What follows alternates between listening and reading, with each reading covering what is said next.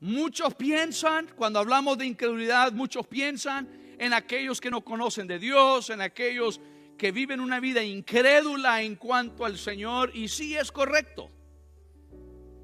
Pero no solo ellos, nosotros también. Nosotros que somos hijos de Dios, salvos por la gracia de Dios, lavados por la sangre de Jesucristo, personas que caminamos con Él, nosotros también luchamos con este asunto de la duda, de la incredulidad. ¿Cuántas veces Jesús no le dijo a sus discípulos por qué dudaron? ¿Cuántas veces no les dijo, tengan fe?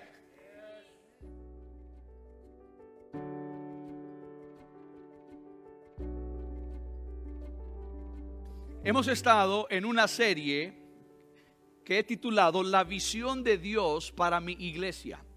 Si usted hoy nos está visitando, este mensaje es para los que son de esta casa. Ahora, nos encantaría que usted también considere ser parte de esta familia. Pero este es un mensaje de visión, la visión de Dios para mi iglesia. Y cuando hablo mi iglesia, me refiero a mí como persona, a usted como persona. Es nuestra iglesia. Hay pertenencia. No es solo una iglesia a la cual yo visito, una iglesia a la cual yo asisto, sino que se convierte en mi iglesia. Y le hablé de algunos desafíos, de 4 desafíos que debemos de asumir como congregación si queremos ir hacia donde Dios nos está llevando. Pero hoy quiero hablar de 4 cosas que debemos de vencer. 4 enemigos que nosotros como iglesia y que usted como individuo tiene. Enemigos que hay que vencer. Le voy a mencionar el primer enemigo. El primer enemigo que debemos de derrotar es el enemigo de la ignorancia. El enemigo de la ignorancia. Vivimos en un mundo donde muchos creyentes ignoran lo que Dios quiere para ellos o lo que la Biblia dice en cuanto a cómo deben de vivir su vida. Y al ignorar eso, obviamente ignoran también lo que Dios quiere para la iglesia y para el cuerpo de Cristo, o la expresión local del cuerpo de Cristo.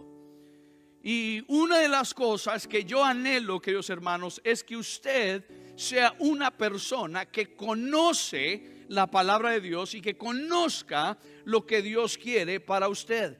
Le voy a compartir algunos pasajes y le advierto desde ahorita, estos pasajes son fuertes. Estos pasajes son fuertes, pero habla de la perspectiva espiritual y la palabra de Dios en cuanto a la ignorancia de fe, la ignorancia de la palabra del Señor, la ignorancia cristiana, la ignorancia del plan de Dios. Ahora, y cuando hablo de ignorancia, usted debe de entender que el ignorar o ser ignorante en una área simplemente no es que uno es tonto. Uno puede ser extremadamente inteligente, pero en ciertas áreas es ignorante. Y lo que significa ignorante es que desconozco de eso. Desconozco de las verdades en cuanto a eso. Y puedo ser muy inteligente, puedo ser muy sabio. Entonces el ser ignorante no es que uno es tonto. ¿Estamos claros? Entonces no es lo mismo. Yo ignoro, si usted me habla acerca de las estrellas y los planetas y los astros y todo lo que... Yo ignoro. De eso soy ignorante. Conozco algunas cosas, pero hay mucho que yo ignoro. Pero y hay cosas de la Biblia también que estoy aprendiendo, pero hay mucho de la Biblia que yo no ignoro y yo conozco. Pero hay muchos creyentes que ignoran y se convierte en un terrible enemigo. Y escuche lo que la Biblia dice acerca de esto, porque la ignorancia, queridos hermanos, viene de muchas formas. La ignorancia espiritual viene de muchas formas. Y escuche lo que dice Isaías capítulo 45, versículo 20. Isaías 45, 20. Reúnanse y vengan. Este es un llamado que Dios está haciendo. Reúnanse y vengan. Acérquense todos los sobrevivientes de entre las naciones. Y luego dice, no tienen conocimiento. Esa es ignorancia. No tienen conocimiento los que cargan un ídolo de madera y ruegan a un Dios que no puede salvar.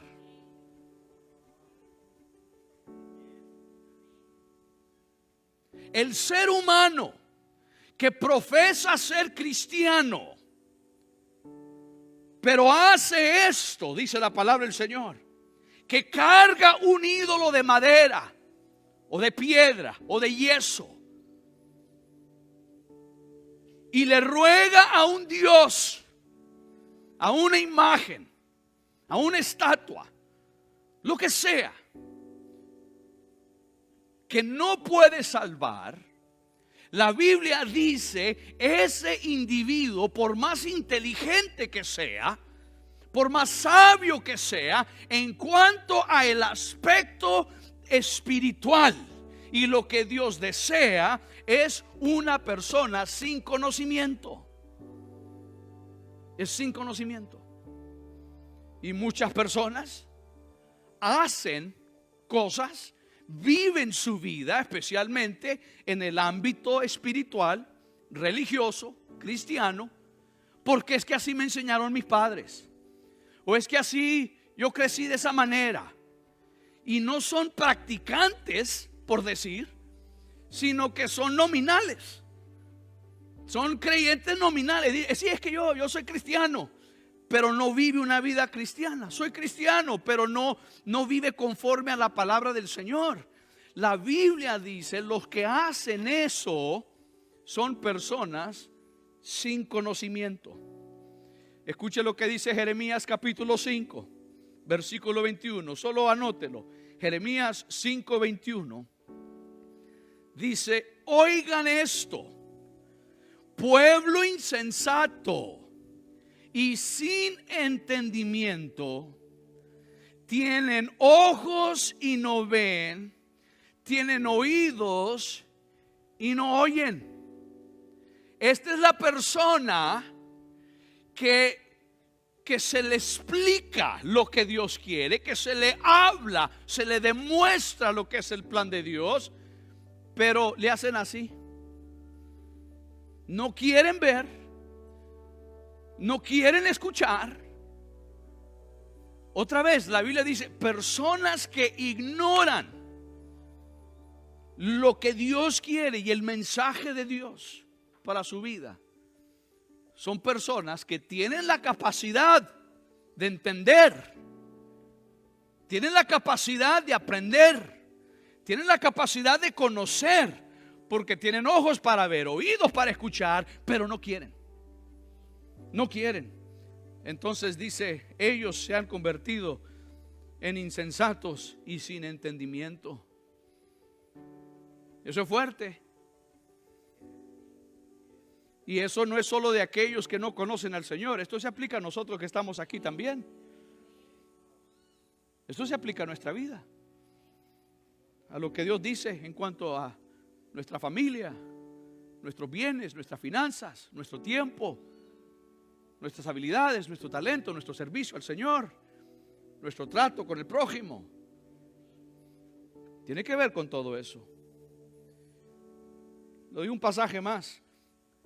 Oseas capítulo 4. Oseas capítulo 4, versículo 1. Dice, oigan la palabra del Señor. Otra vez, esta es la palabra de Dios. Oigan la palabra del Señor, palabra de Jehová, oh hijos de Israel. Y aquí está la palabra. El Señor tiene pleito El Señor tiene pleito con los habitantes de la tierra. Hay personas que no tienen un concepto, otra vez porque ignoran, no tienen un concepto de un Dios que pelea, de un Dios que declara guerra, de un Dios que declara la lucha. Y aquí dice, este Dios, escuchen, dice, esta es palabra de Dios. El Señor tiene pleito con los habitantes de la tierra. ¿Por qué? ¿Por qué se pelearía Dios con la gente? Porque no hay en la tierra verdad, ni lealtad, ni conocimiento de Dios. Porque no hay verdad, no hay lealtad o fidelidad a Dios, porque no hay conocimiento de Dios. Entonces Dios tiene pleito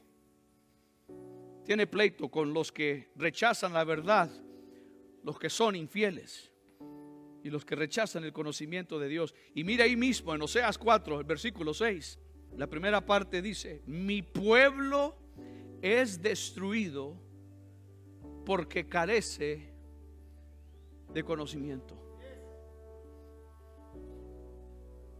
Otra vez, mi pueblo es ignorante hacia lo que yo quiero, y como ignoran lo que yo quiero, no saben lo que yo quiero, mi pueblo es destruido. Le hago una pregunta, no me la conteste, pero ¿será que algunas cosas en su vida, será que algunas metas o algunos proyectos en su vida no se han logrado porque usted desconoce si eso es lo que Dios quiere para usted?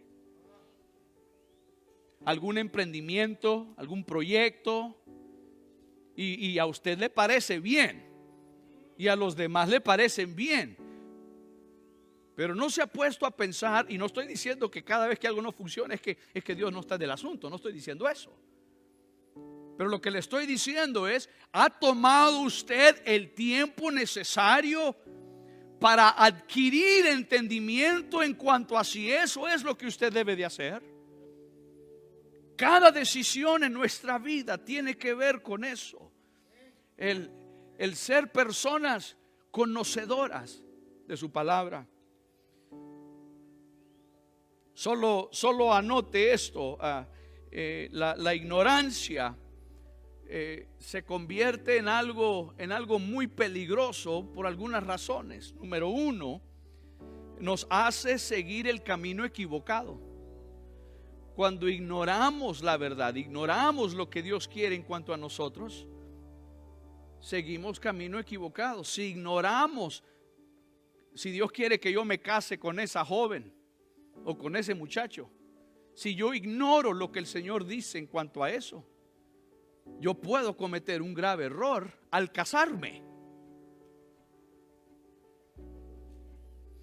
Es la palabra de Dios. Y solo anote el pasaje: Isaías 59:8. Isaías 59:8.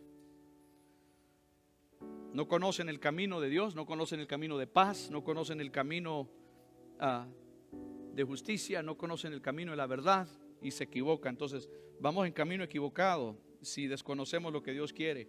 Número dos, si no tenemos el conocimiento de la voluntad del Señor, nos hace hacer no lo correcto, hacemos lo incorrecto. No solo tomamos una dirección de vida incorrecta, pero nuestras decisiones son incorrectas.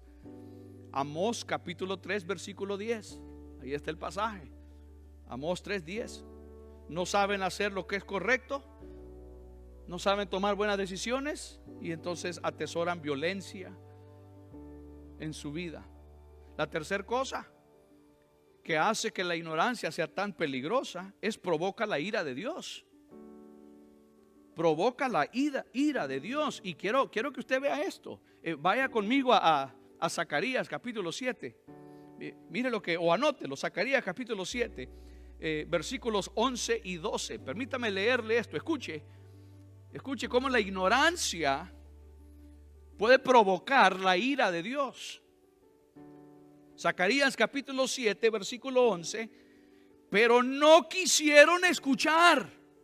Otra vez, es que no tienen la capacidad de aprender y de entender y de conocer. Es que no quisieron escuchar. Más bien se encogieron de hombros. Note la descripción. Se encogieron de hombros rebeldemente y taparon sus oídos para no oír. Encogieron sus hombros. ¿Cómo encoge uno sus hombros rebeldemente? Y luego hicieron esto. El Señor les quiso hablar y ellos hicieron esto.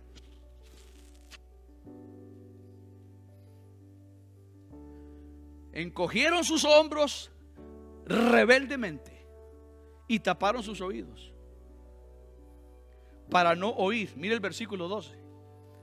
Y endurecieron su corazón como un diamante. El diamante es lo más duro que existe. Todo metal se corta con la punta de diamante. Endurecieron su corazón como un diamante para no oír la ley ni las palabras que el Señor de los ejércitos enviaba por su espíritu, por medio de los antiguos profetas. Por tanto, se desencadenó la gran ira del Señor de los ejércitos. Ay, ay, ay. Queridos hermanos, yo no quiero la ira de Dios sobre mi vida, no quiero la ira de Dios sobre su vida y no quiero la ira de Dios sobre esta iglesia. No nos conviene ser ignorantes a lo que Dios quiere. Le doy dos más rápidamente, dos cosas más que produce la ignorancia. Nos hace perder, no ganamos, no logramos el éxito. Nos hace perder. Le doy el pasaje, solo anótelo, Mateo capítulo 13 versículo 15. Y una cosa más, nos hace agradecernos y agradarnos a nosotros mismos y no a Dios. La ignorancia se enfoca en mí, en lo que yo quiero, en mi placer, en mi bienestar, en lo mío. Primero mis dientes, después mis parientes. Es el yo. Eso es lo que hace la ignorancia. Romanos capítulo 10 versículo 3. Entonces, ¿cómo resolvemos este asunto de la ignorancia? Aquí está. Lea la palabra del Señor. Estudie la palabra del Señor. Conozca la palabra del Señor. En Casa de Mi Gloria somos muy intencional en que usted conozca lo que dice este libro.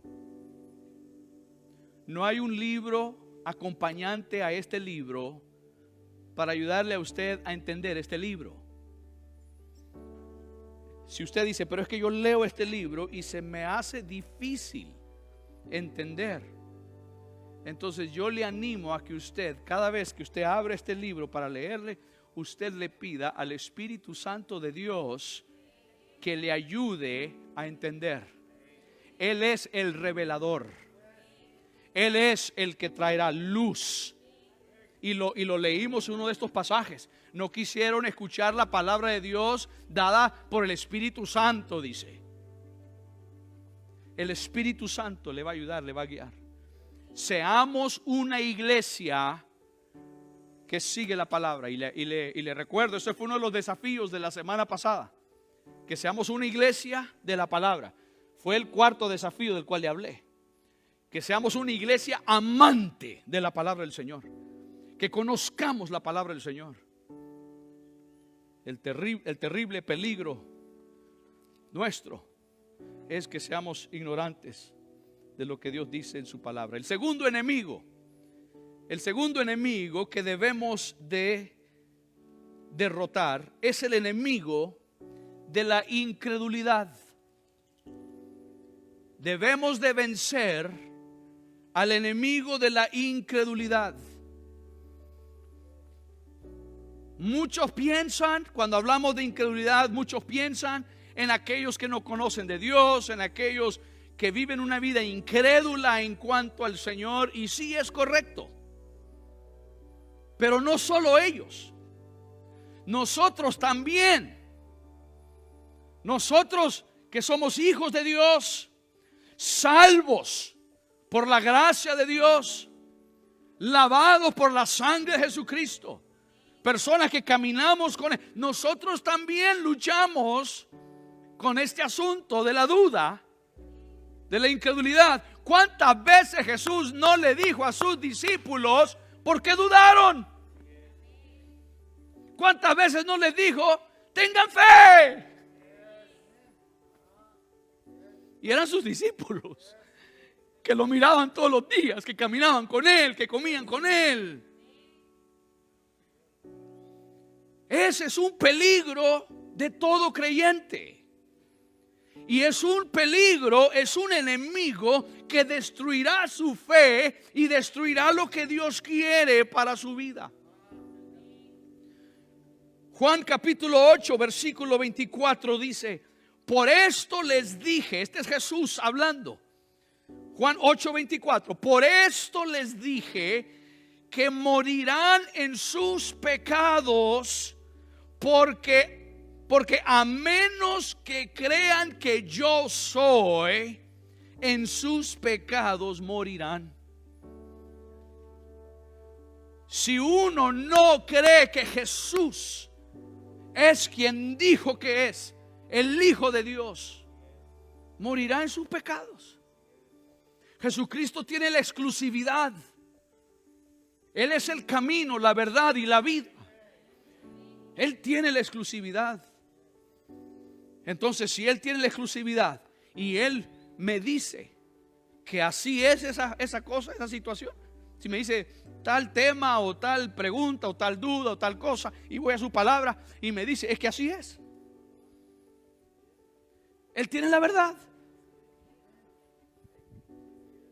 Si me gusta maltratar a mi prójimo porque tengo un complejo de superioridad a mi prójimo, y la Biblia me dice que eso es pecado, no importa lo que yo crea, no importa lo que yo, si yo no amo a mi prójimo como a mí mismo, si yo no sigo el consejo de Dios que debo de preferir a mi prójimo antes de a mí, de mí mismo, primero mi prójimo.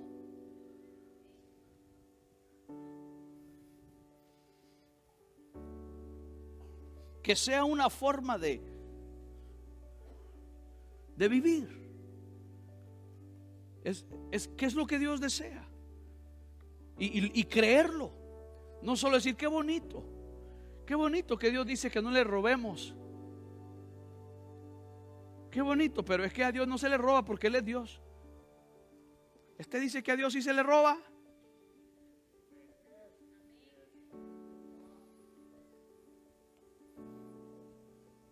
Es creer. Segunda de Corintios capítulo 4 versículo 3. Segunda de Corintios 4:3. Pero aun si nuestro evangelio está encubierto, entre los que se pierden está encubierto. Versículo 4. Pues el Dios con D minúscula, eso no se refiere al Dios eterno, al Dios de los cielos. Dios con D minúscula, el Dios de esta edad, de este siglo, de esta tierra,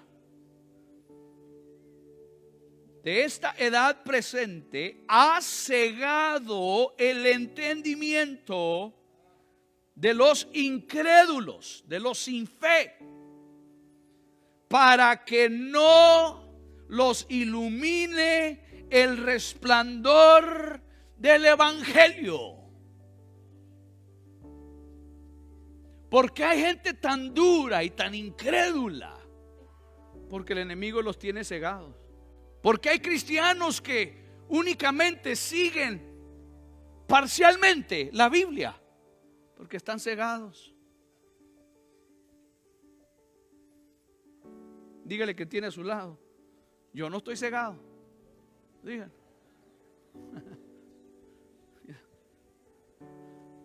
Bendito sea el Señor.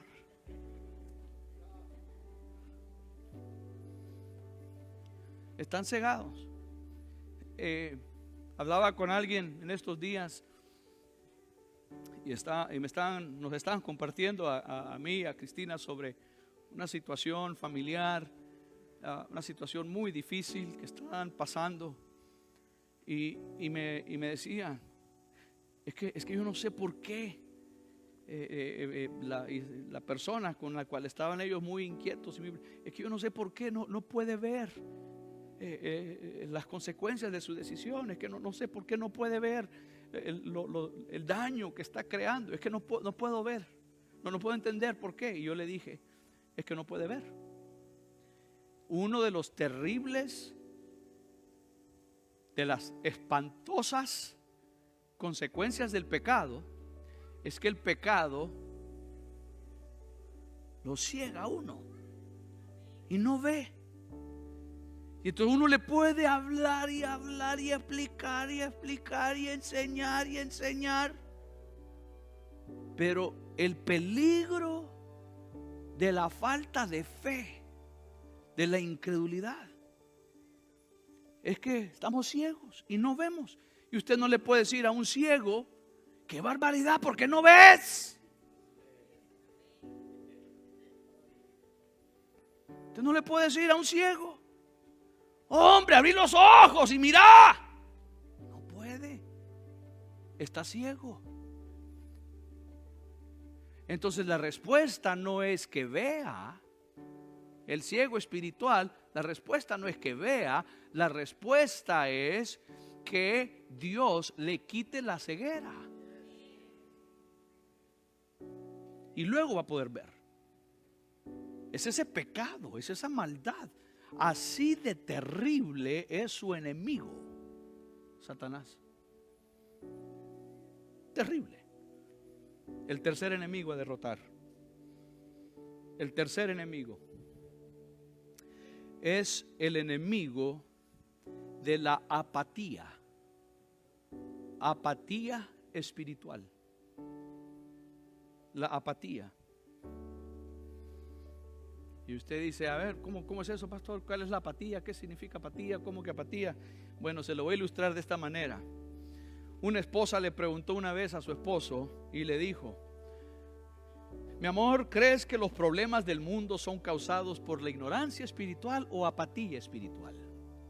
Y el esposo le respondió: no lo sé y no me importa.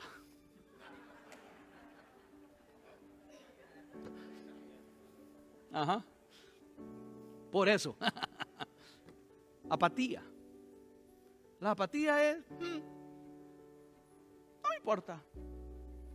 Que pase lo que pase, que suceda lo que sucede, me da igual.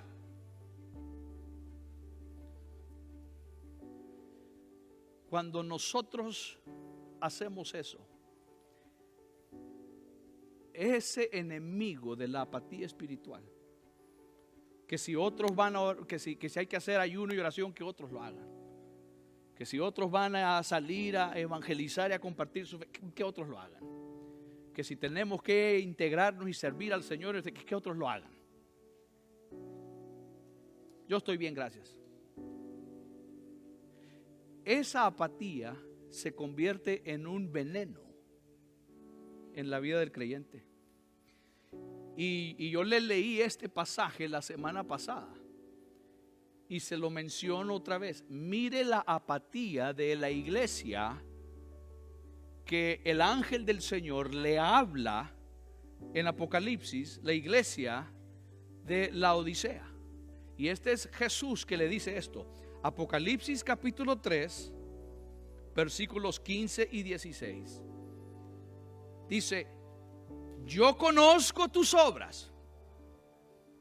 Entonces yo sé lo que has hecho, yo sé lo que haces, yo conozco tus obras Y como sé lo que haces y lo que no haces, también conozco que ni eres frío ni caliente.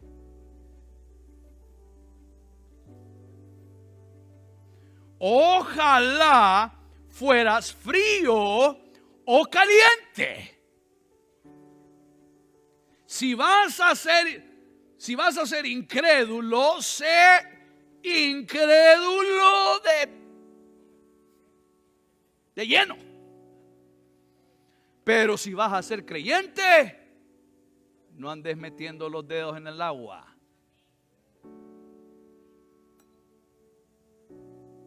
Si vas a ser creyente, métete, sé creyente de verdad. Eso es lo que está diciendo. Ojalá fuera frío o caliente. Versículo 16. Mira el versículo 16. Así, porque eres tibio y no frío ni caliente, estoy por vomitarte de mi boca.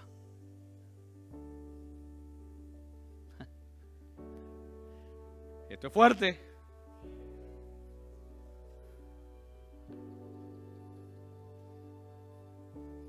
Sin ganas de faltarle el respeto a nadie. Esta es palabra de Dios. Y si yo ando así como con un pie en el mundo y un pie en la fe, y ando como ahí, hay gente que dice yo soy como un gato, que no importa cómo me tire para arriba, caigo de patas. Yo me arreglo. Si es en el mundial, yo me arreglo en el mundial. Si es en la vigilia, me arreglo en la vigilia. Yo sé cómo moverme en esto. Jesús dice a una iglesia tibia. Le hablé la semana pasada de perder relevancia, de perder salidez. Una iglesia tibia, dice Jesús, los considero, con todo respeto,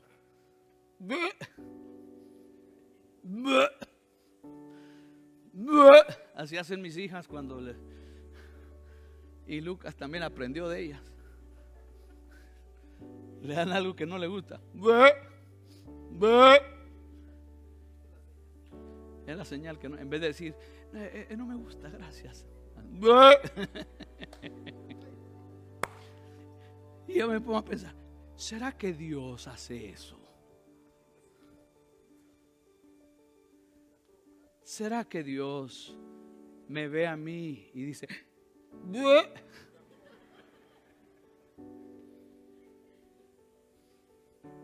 discúlpeme por ser muy descriptivo, pero esto es lo que dice la palabra de Dios? Como quisiste estar en ambas, en lo caliente y lo frío, te desecho. La iglesia moderna contemporánea está en este peligro. Y le doy uno más. El cuarto enemigo que debemos de derrotar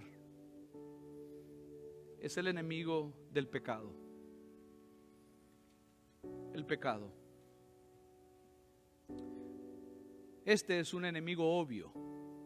Y lo dejé al final porque es tan obvio que sabemos que el pecado es un enemigo. La Biblia dice que la paga del pecado es muerte. Lo que el pecado le va a pagar, la quincena que le va a dar, el salario, el pago, la paga del pecado. El pecado le va a pagar muy bien, le va a pagar con muerte segura. Mas la dádiva de Dios, Dios no paga, Dios da. El pecado paga, te hace trabajar y luego te da muerte. Dios te pide que le sirvas y te da. La paga del pecado es muerte, mas la dádiva de Dios es vida eterna. El pecado es nuestro enemigo y el pecado es tan sutil. Como le hablé anteriormente, nos ciega, nos hace no entender. Y quiero leerle lo que dice Efesios capítulo 5. Y con esto termino. Escuche lo que dice Efesios capítulo 5. Y para leerlo y entender lo que quiero explicarle, lo vamos a leer desde el versículo 25. Empieza, o ha estado hablando el apóstol Pablo sobre el matrimonio. Ahora, lo que le voy a mencionar se aplica al matrimonio, pero él lo habla, lo ilustra en la relación de Cristo y la iglesia. Entonces quiero que usted observe eso. Lo que él dice lo aplica al matrimonio, pero lo está hablando de Cristo y la iglesia. Y en ese contexto quiero que lo vea. Mire lo que dice Efesios capítulo 5 versículo 25. Esposos, amen a sus esposas, así, y luego aquí ya va a ilustrarlo, así también como también Cristo amó a la iglesia. Ahora ya está hablando ya de la ilustración de la iglesia. Y entonces ahí quiero que veamos eso. Este no es un congreso o conferencia de matrimonio, aunque pudiera hablarle de matrimonio. Estoy hablando de la iglesia. Mire lo que hace. Cristo amó a la iglesia y se entregó a sí mismo por ella. Por la iglesia se entregó. ¿Cómo se entregó? Muriendo en la cruz del Calvario. Es lo que acabamos de conmemorar ahorita en la cena del Señor. Él se entregó, no diciéndole a la iglesia: te amo, besitos, mua, mua, mua, te amo, un abrazo a la distancia, te amo. Él se entregó dando su vida, derramando su sangre. Él se entregó a la iglesia, murió por la iglesia. ¿Para qué? Mire el versículo 26. Otra vez está hablando de Cristo y la iglesia. Mire la razón por qué hizo eso: para darnos una mejor vida, para que vivamos bendecidos, prosperados y en victoria. Observe las razones por qué Cristo murió por usted. Versículo 26: a fin de santificarla, habiéndola purificado en el lavamiento del agua con la palabra. Versículo 27: para presentársela a sí mismo una iglesia, ¿cómo? Gloriosa. La razón que Cristo murió es que Él quiere una iglesia gloriosa. Y una iglesia gloriosa es una iglesia santificada, purificada, lavada.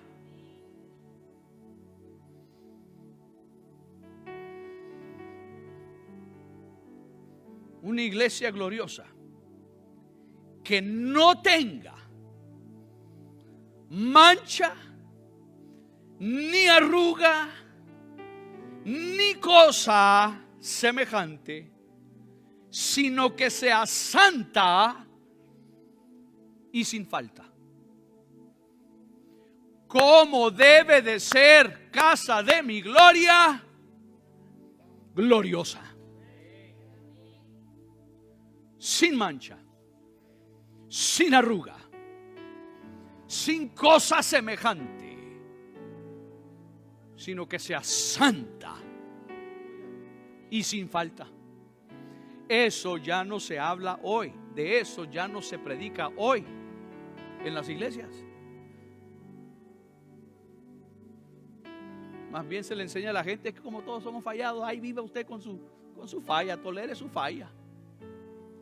Y aquí nos está diciendo, por eso Cristo se entregó, por eso Él murió, no para que usted ande ahí con sus pecados, para que usted ande tolerando su propio carácter. Sométalo bajo la sangre de Cristo, su carácter, ese mal genio. Dígale que tiene a su lado, te están hablando. Y ahora dígale, y a mí me están hablando también.